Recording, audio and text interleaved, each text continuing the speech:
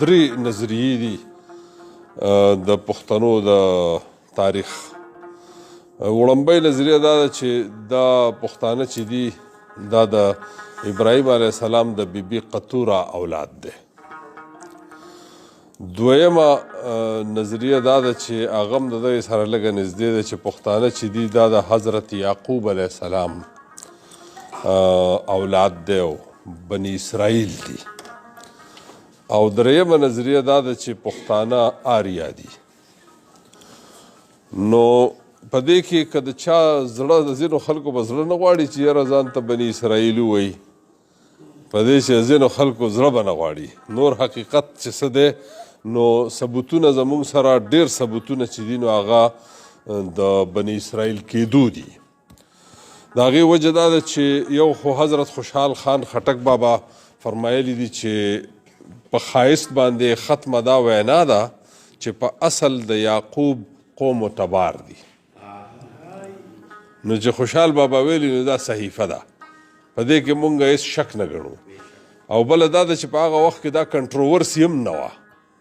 چې یاره پښتانه بني اسرائیل دي او که آریا دي، دا کنټروورسي پکې نه وه. نو د دغه وجې نه مونږ ښه ډاډه دا ویلی شو چې د خوشحال بابا دا نظریه چې کومه ده نو دا یوازې د خوشحال نظریه نه ده بلکې دا حقیقت ته زیاته نږدې ده. او زما مطالعه دا وایي چې امکان دی چې یو دوه څلور قبیلې یا د پښتنو یوه څانګه دا کیدی شي چې د آریا هم وي، ځکه چې په پښتنو کې لهجې ډېرې زیاتې دي. مسله دا ده چې د پښتنو نسل چې دی نو یو خو دا ډېر زوړ دی، نو د دې په وجه باندې دا نظریات ډېر دي. د ځینو قومونو تاریخ د چا هغه 200 دی، چا 500 دی، چا هغه زیاتو نه زیات 2000 کاله دی. او د دنیا تاریخ چې دی نو هغه د خلکو د 2-3 زرو کالو نه زیات نه دی، او نه څوک د هغې نه اخوا خبر دي چې څه تیاره ده. او پښتانه یو په زړو قومونو کې یو زوړ قوم یادیږي او دا مونږ په وثوق سره ویلی شو چې پښتانه زاړه دي. د هغې وجه دا ده چې کله مونږ ګورو نو حضرت سلیمان علیه السلام چې دی نو دا یقینا پښتون ښکاري. د هغې وجه دا ده چې تاسو عربو ته لاړ شئ نو عربیان تاسو ته دا نه وایي ته پښتون یې، افغان یې یا پټان یې، دا درته نه وایي، تا ته وایي سلیمانی یې. نو د پښتنو نیغ په نیغه د سلیمان علیه السلام سره تعلق پاتې دی. بیا د هغې نه پس د حضرت ابراهیم علیه السلام سره هم نزدېکت ښکاري. د هغې وجوهات دا دي چې دا کوم ځای کې ابراهیم علیه السلام اور ته اچولی شوی د هغه ځای نوم دی اور. نو دا اور چې دی دا په پښتو کې اور ته وایي، په بله ژبه کې ورته نه وایي. نو داسې ښکاري چې ابراهیم علیه السلام چې دی او د ابراهیم علیه السلام او نمرود چې څه کړي دي نو دا دواړه داسې ښکاري لکه چې د پښتونولۍ تقاضې پوره کړي، یو د بغض انتها کړی او بل د صداقت انتها کړی ده، صدق انتها یې کړی ده. نو دا رویې چې دي د رویو نه هم اندازه کېږي چې یاره د خدا اندازې دي، دا مونږ هسې اندازې اخلو. خو نور چې کله مونږ ګورو نو د پښتنو تاریخ چې دی د حضرت ابراهیم علیه السلام، حضرت اسحاق علیه السلام، حضرت یعقوب علیه السلام، او بیا بنیامین، بیا بکورت، بیا سرور، بیا ابیل. د ابیل چې دی د هغه په اولاد کې راځي او قیس نومې ځوان چې هغه د هغه په اولاد کې بیا راځي ملک تالوت ساول. ملک تالوت ساول د هغه په اولاد کې دی. او د هغې نه پس چې بیا چې کله مونږ ګورو نو د هغه په اولاد کې بیا دي ارمیا او برخیا، چې ارمیا چې دی دا بیا یاد شو په افغانا یا افغان، او دا دواړه یاد شو په دی. او برخیا چې دی نو هغه برکیا، دا یو چې دی یو سپاسالارو او یو چې دی وزیرو د بادشاه سره. د دغه بادشاه سره د کم بادشاه نامه چې ما واغسته ملک تالوت ساول. په دې هکله دا جی زما سره یو لیک دی، دا لیک تاسو وګورئ جی واورئ تاسو. دا دی د خلاصة الانصاب نه ما راغستی دی د حافظ رحمت خان چې د تاریخ یو ډېر لوی نوم دی زمونږ. د هغه لیک دی وایي چې اگر چې زما مقصد د دې رسالې په لیکلو کې د خپلو نسبنامو منضبط کول او د خپل اولاد او عزیزانو په هکله معلومات فراهم کول وو، خو د انصابو په بیان کې ضمناً د ټولو پښتنو د نسبنامو ذکر هم وکړی شو، څنګه چې حضرت اخون درویزه په تذکرة الابرار والاشرار کې اجمالا لیکلی دی او د تفصیل یې په تواریخ شیرشاهي او تواریخ خان جهان لودي کې موجود دی او توسط او مرتبه د حضرت خیر البشر صلی الله علیه وسلم د حدیث په موجب په بهتر د کارونو درمیان روي ده واقع شوی ده. ما هم د دوی په حواله د پښتنو د هرې قبیلې د نسبنامو قبیله په قبیله او خیل په خیل دا خلاصه مرتب کړې ده او دا مې واضح کړي دي چې فلانی د فلانی قوم او د فلانی خیل دی، د سړبن په اولاد کې دی او سړبنی دی، او فلانی د فلانی خیل د بیټن د اولاد دی او سلسله یې بیټن ته رسي، په دې سبب بیټنی دی، او فلانی قوم او فلانی د غورغشت په نسب کې د ځکه غورغشتی باله شي. مقصد دا چې د دې لوستونکي په دې خبر شي او ما په دعا کې یاد کړي. پوهانو ته دا خبره واضحه وي چې د حضرت یعقوب علیه السلام 12 زامن د حضرت یعقوب علیه السلام 12 زامن او په بني اسرائیل نوم یادېده، او په بني اسرائیلو کې د افغان بن ارمیا بن ملک طالوت هغه ځای ته بیا موږ راورسېږو. د افغان بن ارمیا بن ملک طالوت اولاد ته افغان یا پښتانه ویلی شي، او د افغان په اولاد کې خاص د قیس عبدالرشید اولاد ته پټان ویلی شي. د دې دواړو الفاظو پشتي یوه ده او په معنوي لحاظ هم معنی او مترادف دي، یعنی د اسلام او د جهان پشتي. افغانان په پټان نوم یادېږي، نو د دې قیس عبدالرشید نه دي. د قیس عبدالرشید 3 زامنو، دی وایي چې 3 زامنو، بیا یو بل مورخ لیکي وایي چې 4 خان روشن خان لیکي چې 4 دی وایي 3 دي چې 3 زامنو، یو سړبن، دویم بیټن، دریم غورغشت،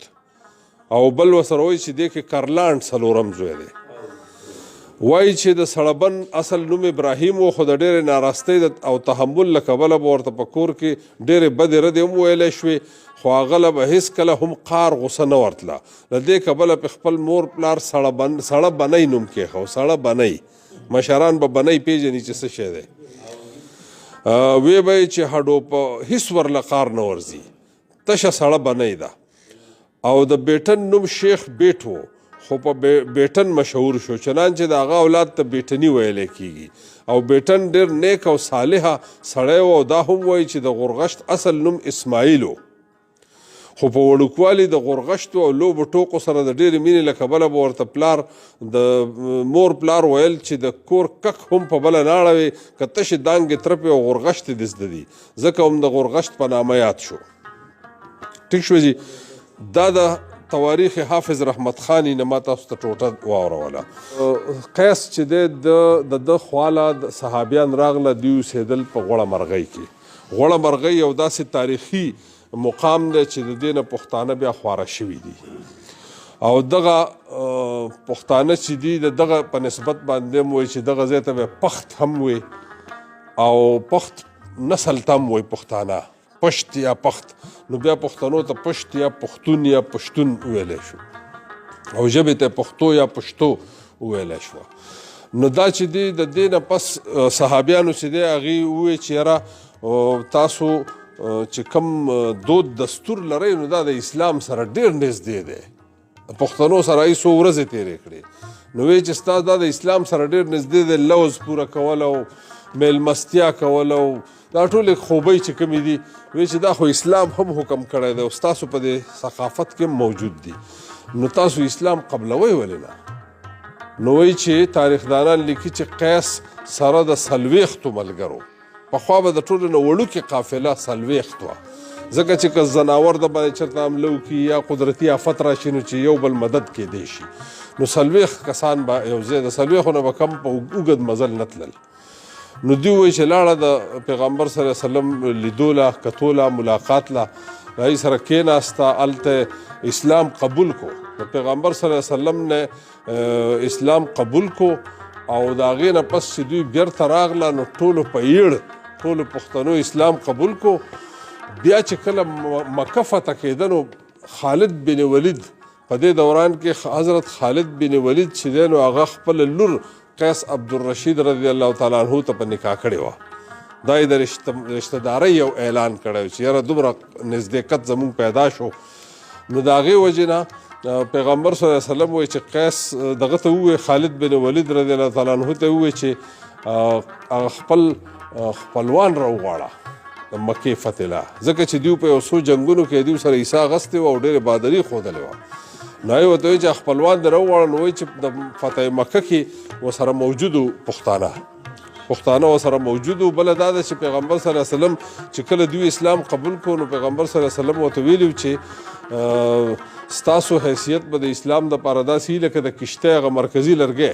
هغې ته بطان وایي په عربۍ کې، نو د هغې د وجې نه دا پټان نوم مشهور شوی دی. تاریخ دانان داسې لیکي والله اعلم. بله دا خبره ده چې پیغمبر صلی الله علیه وسلم دوی خوښ هم شو او د دوی ستاینه یې وکړه چې دوی مطلب دا دی چې تکړه خلک دي او د دوی کردار شته. نو د دغې وجې نه پښتانه چې دي هغه په ایړ مسلمانان شو. نو که تاسو کتلي نو پښتون پیدایشي مسلمان وي، بیا که دی په خپله وروستو هر څه کوي خو پیدایشي دی مسلمان او پښتانه په ایړ مسلمانان دي. نو دغه ټولې قبیلې چې دي دا بیا د قیس نه پس چې کله مونږ شمارو نو د هغې دپاره ما تاسو له دا شجره راوړې، تاسو څه ملګري دا واخلئ او زه درته شجره بیانوم. دا مې د دې دپاره راوړې چې تاسو سره راشي او تاسو خپل شجره نسبونه هم وپېژنئ، خپلې قبیلې درته معلومې شي. دا دی چې سړبني اول چې دي دې ته مغربي افغان ویلی شوي دي. دا د شرف الدین یا شرکبون یا شکربون یا شرجیون چې څه نوم دی خو کیدی شي چې شرف الدیني د هغه نه دا نسل خور دی. نو د دې شرف الدین درې زامنو د یو نوم دی اورمړ، د یو نوم دی ترین او د بل نوم دی شیرانی. نو د شیرانی اولاد چې دی نو هغه د لاندې تقسیمیږي، کوه سلیمان په سیمه کې اوسیږي او د کاکړو سره نږدې دي ځکه چې د کاکړو سره خپلوي وه. بیا چې د ترین اولاد چې دی نو هغه په دریو زامنو کې تقسیم دی، ابدال، تور ترین او سپین ترین. بیا چې د ابدال چې دی د ابدالي یا دورانی په نامه باندې په افغانستان کې مشته دي او دا بیا خواره شوي دي په دوه څانګو کې، یو ته پنجپاو وایي بل ته زیرک وایي. د پنجپاو بیا درې څانګې دي، نورزی، علیزی، اسحاقزی. د علیزی چې دي نو دا د افغانستان نه علاوه د ملتان په سیمه کې هم آباد دي. دا ملتان هم پخوا د پښتونخوا برخه وه، د احمدشاه ابدالي په وخت کې دا د پښتونخوا برخه وه. ښه جي، دا چې دی چې د زیرک چې بل رور دی زیرک، د زیرک اولاد چې دی نو هغه په څلور زامن دي، هغې کې اچکزي دي چې په پشین او توبه کې اوسیږي. بارکزي دي چې هغه د هغه بیا لاندې د محمد زو یو خاخ دی په د په اولاد کې چې دا په افغانستان کې اوسیږي. دغه نور محمدزي دي، دا کوم چې د اشنغر دي دا بیل دي. علي کوزي بل زوی دی، علي کوزي افغانستان کې اوسیږي ټول. پوپلزي نو د دې لاندې بیا دی سدوزي، یو خاخ چې دی نو دا په افغانستان کې دی حکومت هم کړی دی د 1940 نه تر 1813 پورې. بیا چې زمونږ بره څانګې ته چې راځو اورمړ دي، د اورمړ په اولاد کې دا په کاڼي ګورم کې اوسیږي. اورمړ چې دي چېرته چې د پیرروخان مسکن و کاڼي ګورم په وزیرستان کې، په لوګر کې اوسیږي، په پېښور کې اوسیږي. نو دیو پکې دا لیکلي چې دا اورمړ چې دي دا پښتانه نه دي، دا بیا وروستو راغلي پښتانه شوي دي. دا د دغه څېړنکارانو وینا ده والله اعلم. سړبنی خاخ دویم مشرقي افغان، دې کې دی دا د خیرالدین یا خرشبون یا کرشبون داسې نوم دی. نو د ده درې زامن دي، کسې، زمند او کند، دا درې زامنې دي. بیا چې د کسی په اولاد کې کیتران دي چې په دغه کې اوسیږي، په بلوچیانو په خوا او شا کې اوسیږي. بیا شنواري دي چې په ننګرهار او خیبر کې اوسیږي. بیا کسی دي، کاسی چې ورته وایي، په کوټه کې اوسیږي. بیا چې د هغې نه پس د زمند اولاد دی، د زمند په اولاد کې خیشګي دي او محمدزي دي چې دا په اشنغر کې اوسیږي. ټیک شو جي. بیا د کند اولاد دی، د کند په اولاد کې خخي او غوریا خیل او خخي خیل. بیا خخیخیل او غوریاخیل چې دي خخیخیل خو په ځای پاتې دي غوریاخیل بیا لاندې په څانګو کې تقسیمیږي پای کې 4 زامن دي چمکني مومند داودزي او خلیل دا د پیښور خواوشا اوسیږي د چمکني بیا کورما او پیښور کې هم آباد دي بیا د ترکلانی مک ترکلانی چې دی په باجوړ کې اوسیږي مک په ګګیاڼي دوابه کې اوسیږي مک او ګګیاڼي او مند چې دی د هغه په اولاد کې بیا د عمر او یوسف بیا د عمر اولاد د مندن او د یوسف اولاد د یوسفزي نو دا د یو نکاح اولاد دی خو د مندن چې دی دا مندن د بیل پلار اولاد دی یوسفزي دی خو د بیل پلار اولاد دی او د دې دواړو بیا رستو یوسف ته د دې د مور په نکاح شوی دا دواړه روډو نو چې کله مندن وفات شو نو دا بچی چې کوم دی په مندن یاد شو خو هغه بیا دغه یوسف سره نکام شو نو ټول په یوسفزي بیا یاد شو دا جی د سړبن څانګې حالو اوس راځو چې کرلانی ته کرلان چې دی ما چې تاسو ته سلورم بچی شته کړو کرلان دی چې د هغې ژوند نامعلوم دی خو د هغه دوه اولاد دي یو ککی او بل کودی د ککی په اولاد کې شیتک دي او بیا لاندې د هغه په اولاد کې داوړ دي چې دا په بنو ټوچي کې اوسیږي بیا د هغې نه پس د بل اولاد دی سلیمان د سلیمان په اولاد کې بیا ملک میر دي چې هغه د هغه اولاد بیا بنګش دی کوهاټ او کورمه کې اوسیږي بیا چې د سلیمان بل اولاد کې دی وزیر نو وزیر چې دی بیا په 3 څانګو کې ویش دي محمود د محمود اولاد دی مسعود چې دی هغه په وزیرستان کې اوسیږي بیا د وزیر بل اولاد دی مبارک او د هغه اولاد دی ګربز دا په خوست کې اوسیږي بیا د بل اولاد دی موسی درویش د موسی درویش چې دی د هغه دوه اولاد دي پای کې عثمان دی او احمد دی عثمانزي په وزیرستان کې اوسیږي او احمدزي په جنوبي وزیرستان کې اوسیږي احمدزي وزیر بیا چې د هغې نه پس د بیټ نکاح بیټن چې دی بیټن چې دی د هغې اولاد کې د هغه 3 اولاد دي 3 اولادو کې دا ده چې یو د بیبي متو چې دی د هغې اولاد دی بل د بلې ښځې اولاد دی کجین او وړشبون دا بیټني په بنو او ټانک کې اوسیږي د دې اولاد بیا چې متی قبیله ده متی قبیله کې ابراهیم لودي راغلی لودیان دي په هندوستان حکومت هم کړی دی بل طرف ته غلزیان دي غلزیان چې دي هم په هندوستان حکومت کړی دی هغې ورته غلجي وایي که نه بیا د هغې نه پس چې د افغانستان په قیام کې هم ډېر لوی کردار ادا کړی دی دا ټول غلجي چې دي د افغانستان په جوړولو کې د دوی یو خاص کردار شته بیا چې د لودي په اولاد کې دوتان سیانی او نیاز چې دی دوتانی په جنوبي وزیرستان کې اوسیږي سیانی په اولاد کې بیا راځي اسماعیل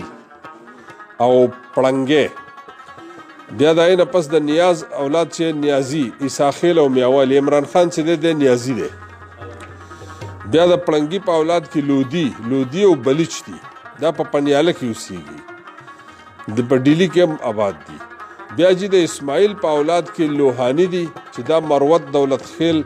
ګنډاپور او کندي او بنو ټانک او دې علاقه کې اوسیږي بیا سور دی دا د ډیلي سوري خاندان چې دی شیرشاه سوري اولاد چې کوم دی خجی بیا بل نیکه چې دی غورغشت په اولاد کې مندو بابې او دانې دی 3 نیکونه دي د مندو اولاد ته مندو خیل وي بابې چې دی هغه په دغه ځای لاک دی دانې چې دی د هغه په اولاد کې داوی دي پاڼي دي او کاکړ دي دیو په بلوچستان کې آباد دي بیا چې د پاڼي په اولاد کې صافي دي اوس دا صافیان مونږ مومند ګڼو دا مومند نه دي صافیان چې دي دیو د غورغشت په لړۍ کې راځي نو دا په پیښور او باجوړ کې آباد دي موسی خیل په بلوچ سرحد آباد دي ګدون یا جدون چې دي دا خلک یوسفزي ګڼي دا یوسفزي نه دي دا غورغشت دي نو دا په مردان او وزاره کې آباد دي دغه کلی د غورغشت دا کلی د اټک نه خواشتم د هغې سره بیا مخکې جدون پراته دي خجی بیا چې پاڼي دي چې دا په سیبي او لورالای کې پراته دي لقمان چې دی د لقمان اولاد چې دی هغه په خټک یاد دی بیا مانی چې دی د هغه په اولاد کې فریدون دی فریدون چې دی دا په یاد دی په افریدو باندې او دا ټول اوسیږي په تیرا خیبر او کوهاټ سیمه کې دره سیمه کې دا د افریدو مسکن دی دغه یوه څانګه ده یعنې په کرلاڼي څانګه کې خوږیاڼي نوري زازي څوک ورته جاجي هم وایي منګل مقبل زدران خټک او افریدي دا ټول چې دي دا د یو نیکه اولاد دی دا ستاسو ټول شجره نسب دی